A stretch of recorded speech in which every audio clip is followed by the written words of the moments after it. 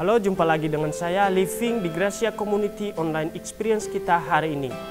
Terima kasih untuk Anda semua yang menyaksikan tayangan kami ini, baik Anda yang Kristen maupun yang bukan Kristen, baik Anda yang di kota Purwokerto maupun di luar kota Purwokerto, saya ucapkan selamat bergabung.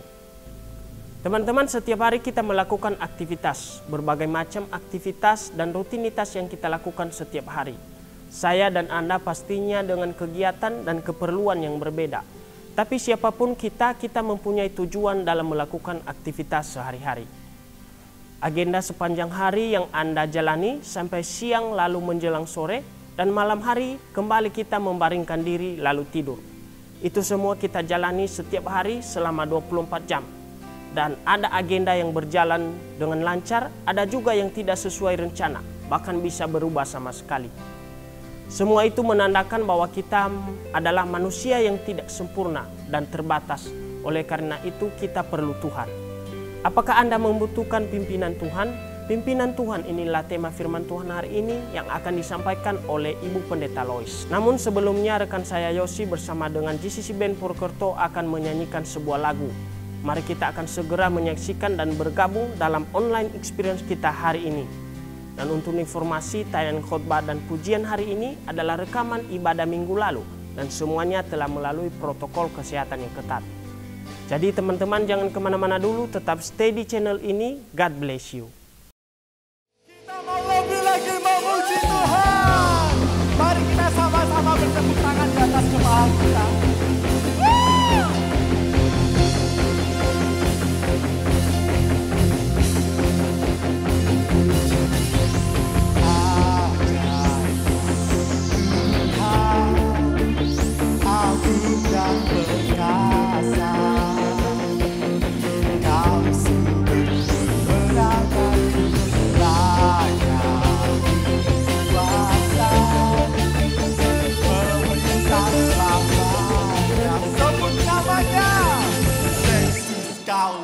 Raja mulia.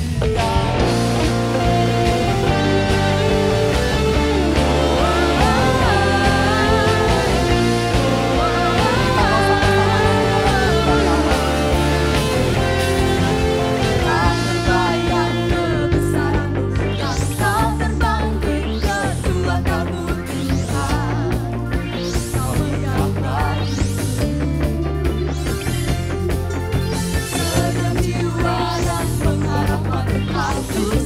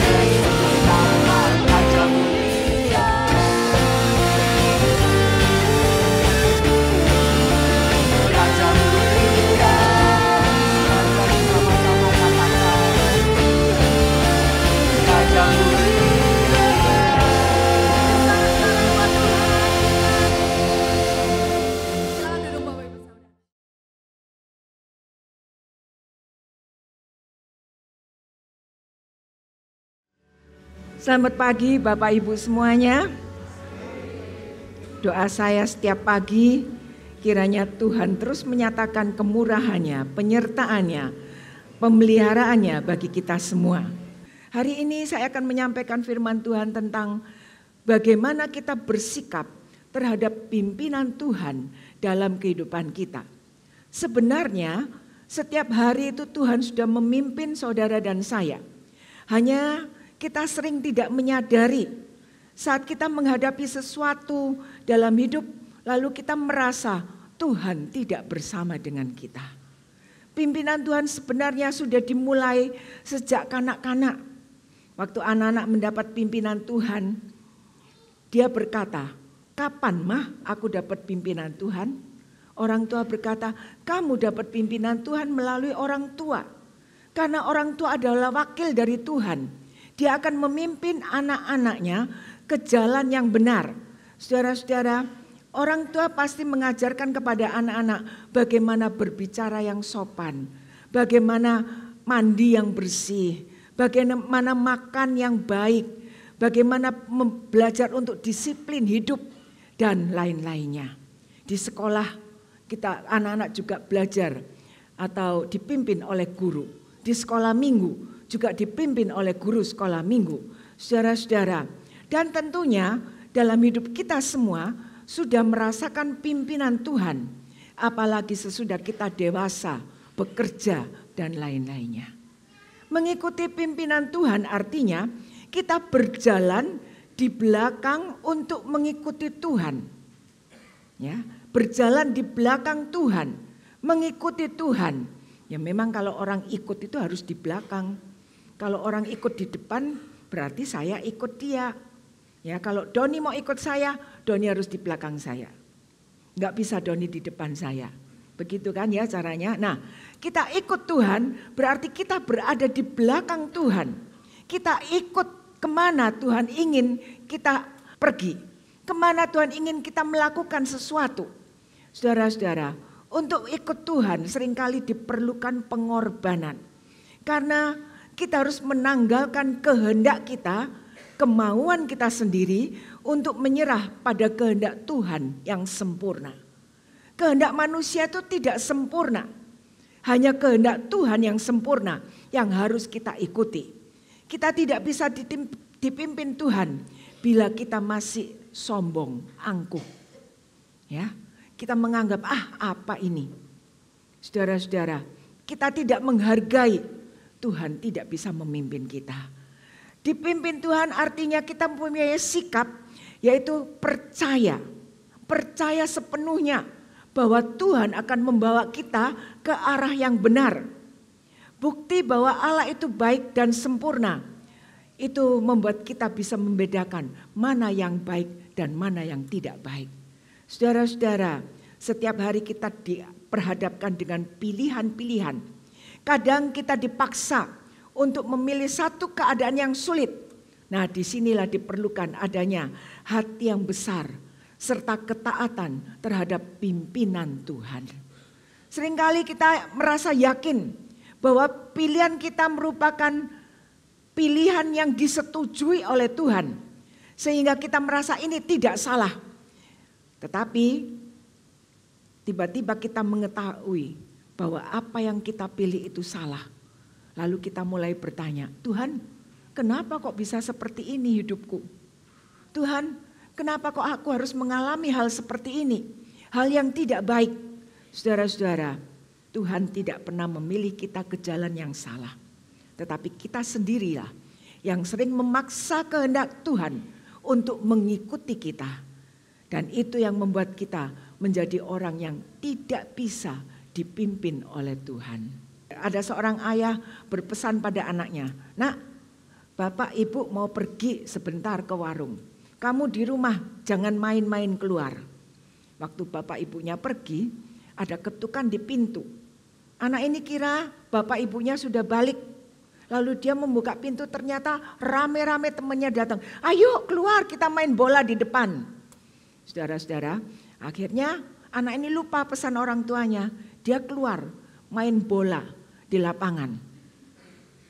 Nah, Nggak taunya bapaknya tuh pulang, bapak ibunya pulang, lihat rumahnya kosong. Tidak lama anaknya ini pulang, babak belur semuanya. Bukan dikasihani, dipuji oleh bapaknya, anak ini malah disabet oleh orang tuanya. Orang tuanya mengatakan, kenapa kamu tidak taat?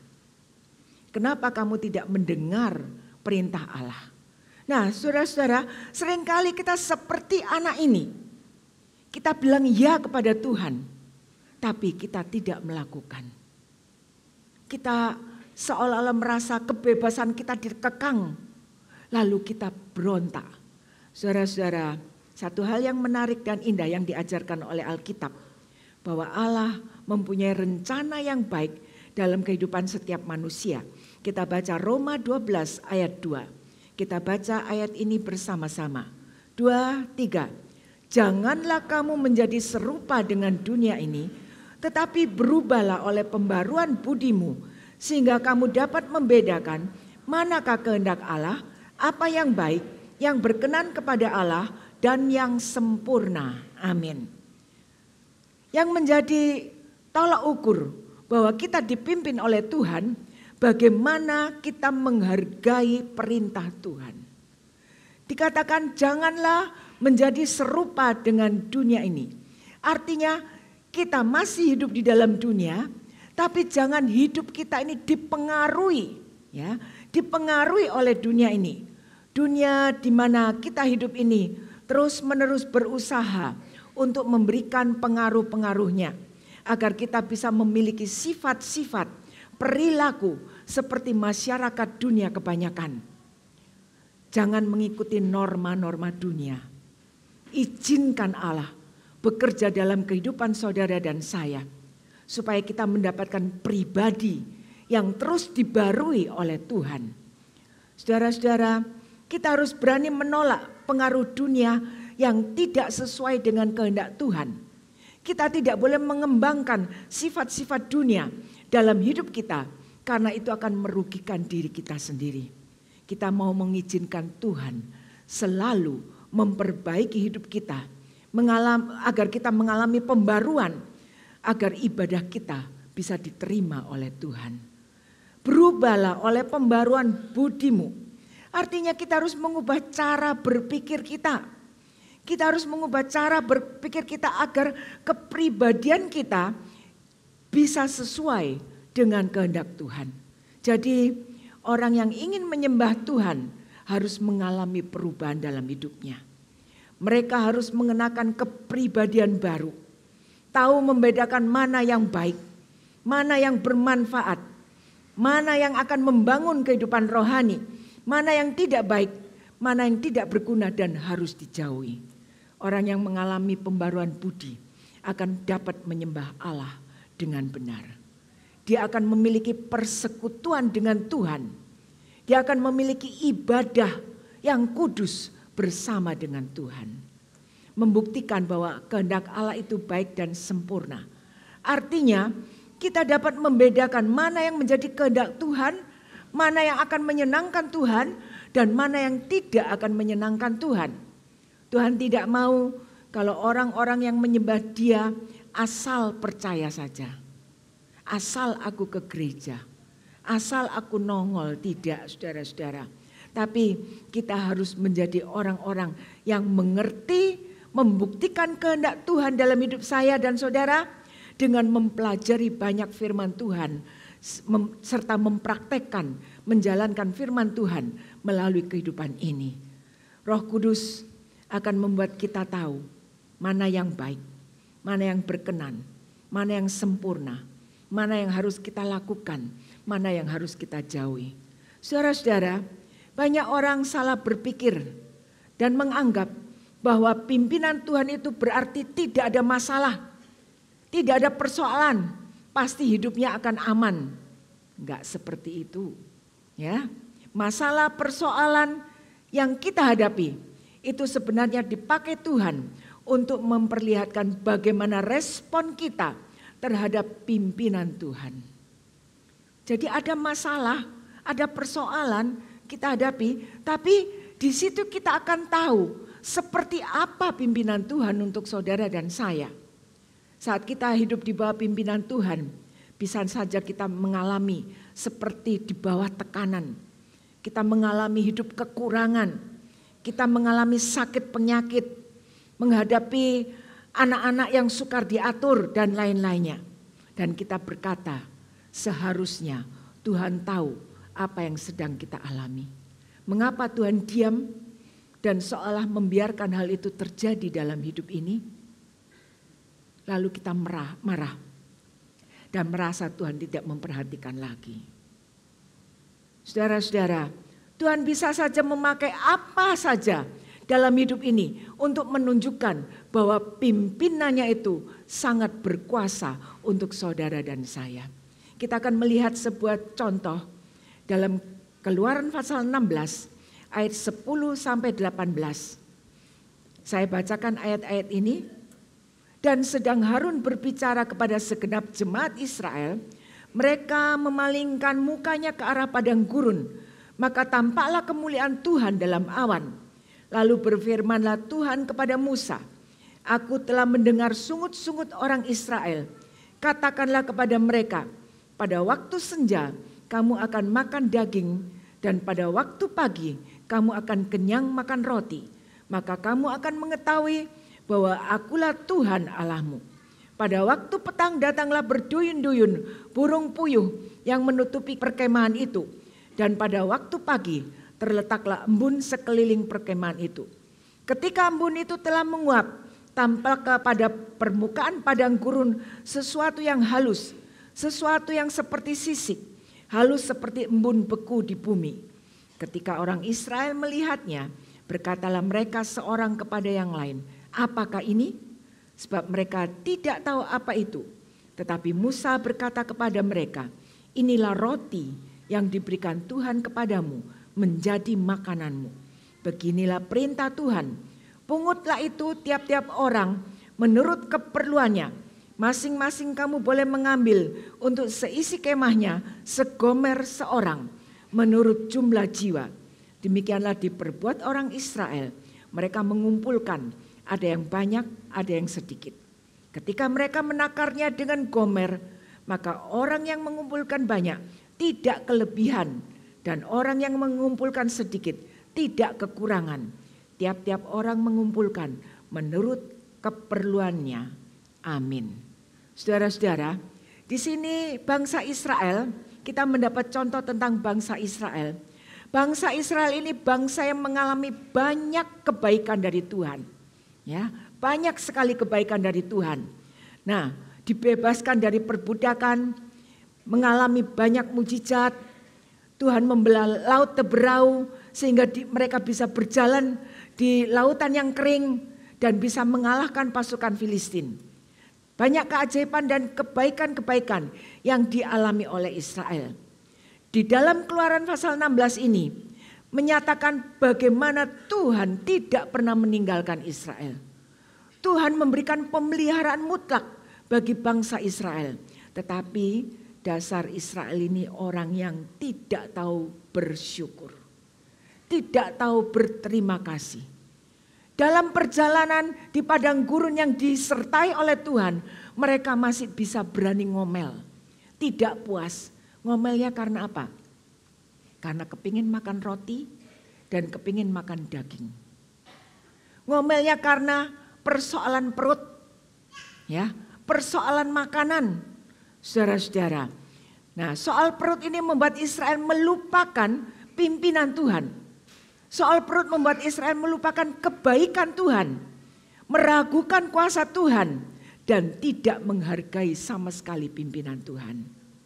Saudara-saudara, ini bukan soal yang sederhana, karena di mata Tuhan sikap Israel ini merupakan satu pemberontakan bagi Tuhan.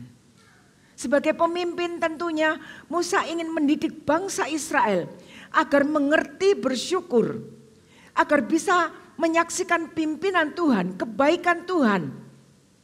Tetapi Israel tetap menjadi bangsa yang keras kepala. Saudara-saudara, mereka bersungut-sungut. Mereka ingin makan daging, ingin makan roti. Ya. Nah, bukankah itu juga sering terjadi dalam kehidupan kita? Tahukah saudara, Tuhan tahu porsi kita. Tuhan tahu apa yang menjadi kebutuhan kita. Dan Tuhan sudah memberi kita cukup. Kalau Tuhan memberi kita cukup, kita tidak boleh tamak. Karena tamak itu bukan bagian kita. Saudara-saudara, pelajaran apa yang dapat kita pelajari dari peristiwa padang gurun ini? Yang pertama, kita harus belajar untuk mempercayakan hidup ini sepenuhnya kepada Tuhan. Kita harus percaya akan pemeliharaan Tuhan dengan segenap hati kita. Sebetulnya Israel ini melakukan hal yang baik. Dia ikut perintah Tuhan, disuruh keluar dari Mesir ya keluar, ya.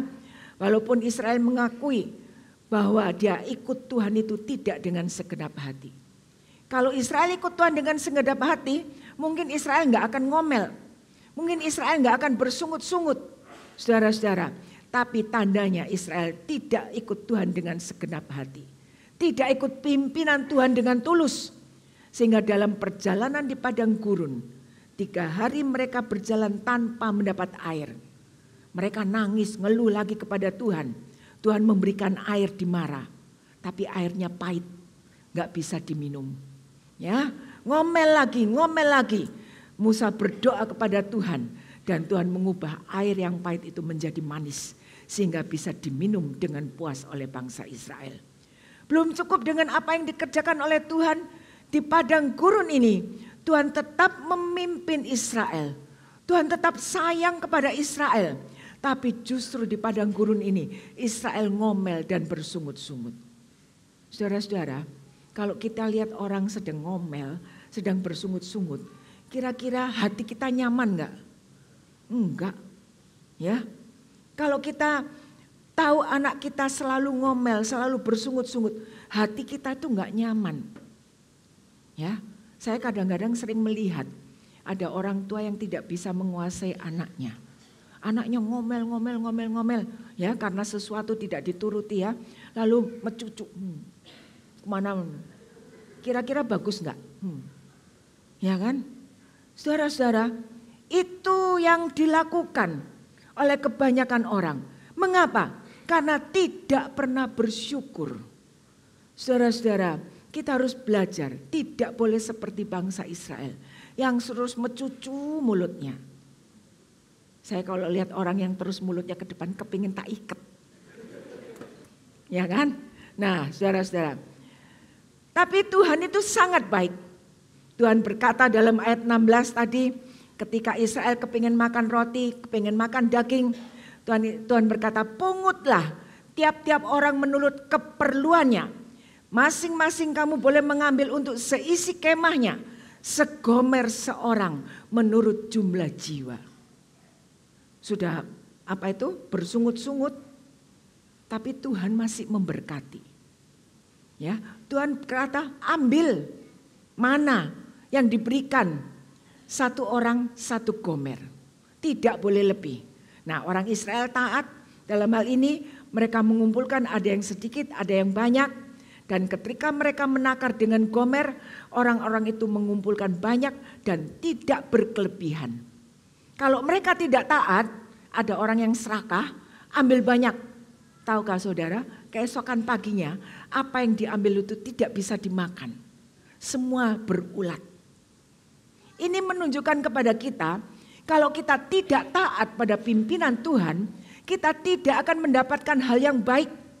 Kalau kita melanggar pimpinan Tuhan, Tuhan memberi, kita bisa menyimpan, tapi tidak menjadi berkat untuk kita pribadi dan juga untuk orang lain. Saudara-saudara, ketahuilah berkat yang Tuhan berikan itu cukup. Tuhan tahu wadah kita dan Tuhan memberikan sesuai dengan wadah yang kita sediakan. Kalau kita mendengar berita-berita hari-hari ini, beberapa hari yang lalu saya bertemu dengan seorang ibu, dia mengatakan apa? Tante tahu enggak? Sepi. Ya, katanya gitu. Lalu saya bilang, apanya yang sepi? Semuanya sepi. Saya bilang, enggak, diberkati dan diberkati. Kalau kamu bilang sepi, kamu akan mengalami sepi beneran. Tapi kalau kamu bilang, Tuhan memberkati aku hari ini, Mungkin berkat yang kita terima tidak seperti yang kita inginkan, berlimpah-limpah. Tapi ketahuilah, Tuhan memberi berkat cukup untuk saudara dan saya. Berkat yang cukup itu harus kita syukuri. Dengan bersyukur karena berkat yang cukup itu, Tuhan akan menambahkan kepada kita semuanya. Haleluya. Amsal 3 ayat 5-6 mengatakan, percayalah kepada Tuhan dengan segenap hatimu dan janganlah bersandar kepada pengertianmu sendiri. Akuilah Dia dalam segala lakumu, maka Ia akan meluruskan jalanmu. Tuhan menyatakan pemeliharaannya bagi bangsa Israel yang keras kepala, ya, yang sukar untuk dididik. Tuhan juga menyatakan pemeliharaannya bagi kita semua. Percayakan sepenuh hidup kita kepada Tuhan.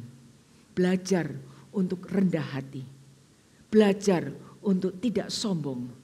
Belajar untuk tidak merasa diri cukup kuat, cukup tangguh. Ya, belajar menerima anugerah Allah dengan limpah dalam hidup ini. Yang kedua, berani bayar harga. Untuk mengikuti pimpinan Tuhan, kita harus berani bayar harga. Bayar harga itu artinya kita harus belajar taat. Ya. Percaya dan menerima Tuhan sebagai juru selamat itu gratis. Tetapi untuk dapat mengikuti pimpinan Tuhan tidak gratis. Harus bayar harga. Ada harga yang harus dibayar. Kita harus berani berkata tidak terhadap keinginan-keinginan pribadi kita. Kita mau menerima tanggung jawab dan tidak mempertahankan hak kita. Penting sekali kita mencari pimpinan Tuhan dalam perjalanan hidup ini yang penuh dengan lika-liku.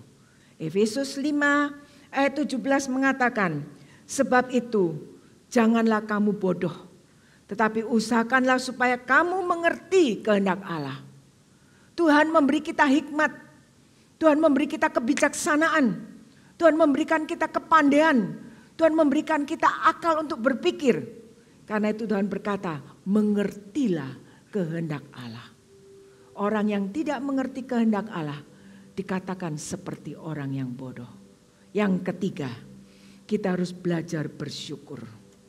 Merenungkan kisah perjalanan bangsa Israel di padang gurun ini membuat kita menyadari bahwa keberadaan kita sampai saat ini pun dapat berlangsung karena kemurahan dan pemeliharaan Tuhan.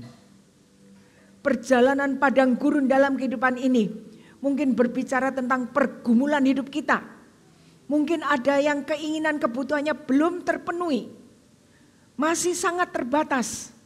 Mungkin ada yang sakit penyakitnya belum diangkat oleh Tuhan. Jangan ngomel. Jangan menyalahkan Tuhan. Belajar tetap untuk bersyukur.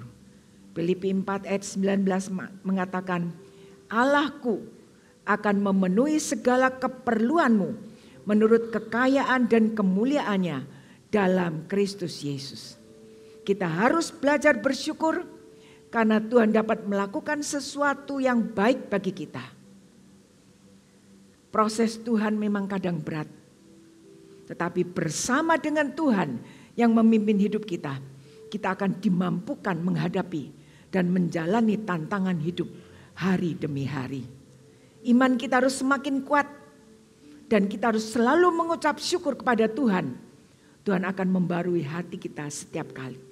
Sehingga kita bisa terus mengingat kebaikan Tuhan. Tidak melupakan kebaikan Tuhan. Mengingat kebaikan Tuhan membuat kita semakin bersyukur, bersyukur, dan bersyukur. Amin. Kita akan masuk dalam perjamuan kudus. Kita akan menyanyikan sebuah lagu tadi, Tuhan hadir.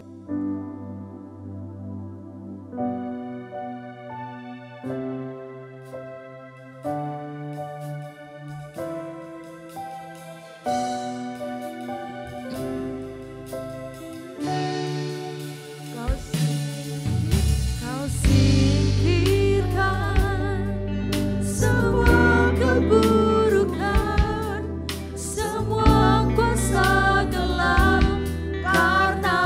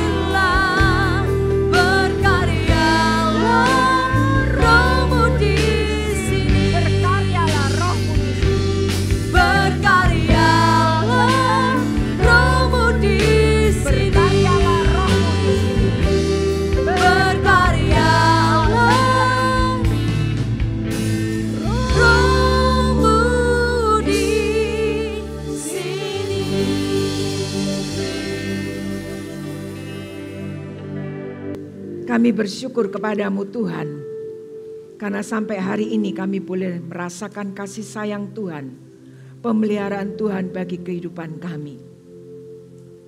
Menghadapi hari-hari yang penuh dengan tanda tanya, penuh dengan perjuangan, ajar kami Tuhan untuk selalu berserah, mempercayakan hidup kami kepada pimpinan Tuhan. Percaya akan pemeliharaan Tuhan. Segala yang buruk, pikiran yang buruk, angan-angan yang buruk, rencana-rencana yang buruk, Tuhan akan singkirkan dalam nama Tuhan Yesus. Gantikan dengan kebaikan dan kasih sayang Tuhan. Ajar kami Tuhan untuk selalu taat pada perintah Tuhan. Walaupun kadang perintah Tuhan itu tidak sesuai dengan keinginan kami, tidak sesuai dengan harapan kami, tapi kami mau belajar untuk taat dan percaya sepenuhnya kepada Tuhan. Ajar kami untuk selalu bersyukur, karena dengan bersyukur apa yang kelihatan berat akan digantikan dengan sukacita oleh Tuhan. Sekarang Tuhan, kami akan bersekutu dengan tubuh dan darah Kristus. Layakkan dan kuduskan hidup ini, agar persekutuan dengan tubuh dan darah Kristus menjadi berkat bagi kami semua. Saudara-saudara, dengar firman Tuhan. Kita angkat roti ini bersama-sama. Sebab apa yang telah kuteruskan kepadamu, telah aku terima dari Tuhan, yaitu bahwa Tuhan Yesus pada malam waktu ia diserahkan, mengambil roti, dan sesudah itu ia mengucap syukur atasnya. Ia memecah-mecahkannya dan berkata, inilah tubuhku yang diserahkan bagi kamu. Perbuatlah ini menjadi peringatan akan aku. Saudara-saudara, bukankah roti yang kita pecah-pecahkan adalah persekutuan dengan tubuh Kristus? Amin. Kita makan roti ini bersama-sama dalam nama Tuhan Yesus Kristus.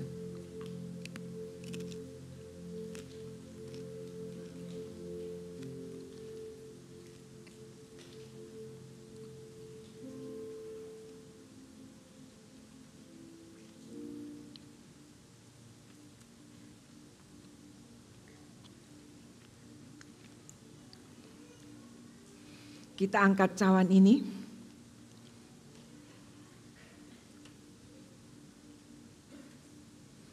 Demikian juga ia mengambil cawan sesudah makan lalu berkata, cawan ini adalah perjanjian baru yang dimeteraikan oleh darahku. Perbuatlah ini setiap kali kamu meminumnya menjadi peringatan akan aku. Sebab setiap kali kamu makan roti ini dan minum cawan ini, kamu memberitakan kematian Tuhan sampai ia datang. Bukankah cawan pengucapan syukur yang atasnya kita ucapkan syukur adalah persekutuan dengan darah Kristus? Amin. Kita minum anggur ini bersama-sama dalam nama Tuhan Yesus Kristus.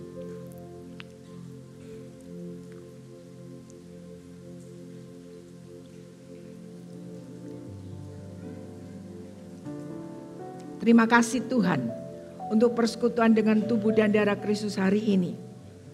Kekuatan baru, semangat baru Tuhan berikan kami untuk menjalani kehidupan sehari-hari yang penuh dengan tantangan.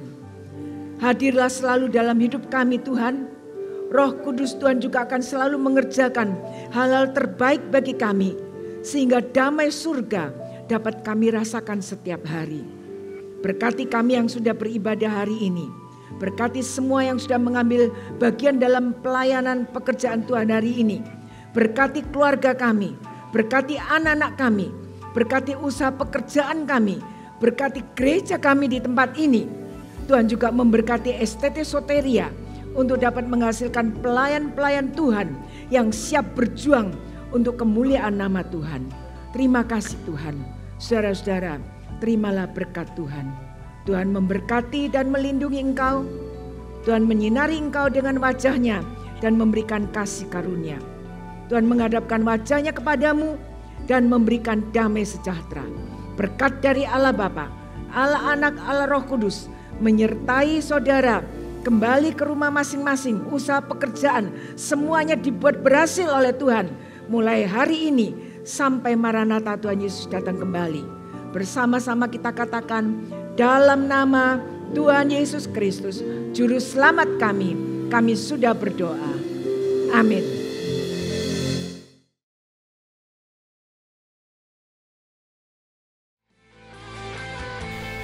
Percayalah kepada Tuhan dengan segenap hatimu dan janganlah bersandar kepada pengertianmu sendiri. Akuilah Dia dalam segala lakumu, maka Ia akan meluruskan jalanmu.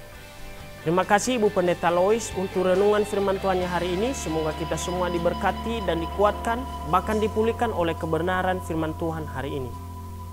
Dan untuk semua tim GCC Purwokerto, Anda semua luar biasa dan salam kompak selalu. Senang bisa bergabung dalam tim ini yang ramah namun gahar. Saya juga mengucapkan terima kasih untuk Bapak Ibu dan teman-teman semua yang telah dengan setia dalam memberikan persembahan. Anda semua luar biasa. Sehingga program GCC Purwokerto bisa berjalan dengan baik dan menjadi reflektor terang Tuhan di kota Purwokerto. Kiranya Tuhan memberkati dan memberi kemudahan bagi usaha dan pekerjaan Bapak Ibu semua. Selanjutnya bagi Bapak Ibu yang akan memberikan persembahan, baik persembahan khusus maupun persembahan perpuluhan, bisa langsung ke kotak persembahan yang ada di gereja atau bisa mentransfer ke nomor rekening yang tertera di layar Anda. Saya Living, sampai jumpa di online experience kita Jumat depan. Tuhan Yesus memberkati kita semua.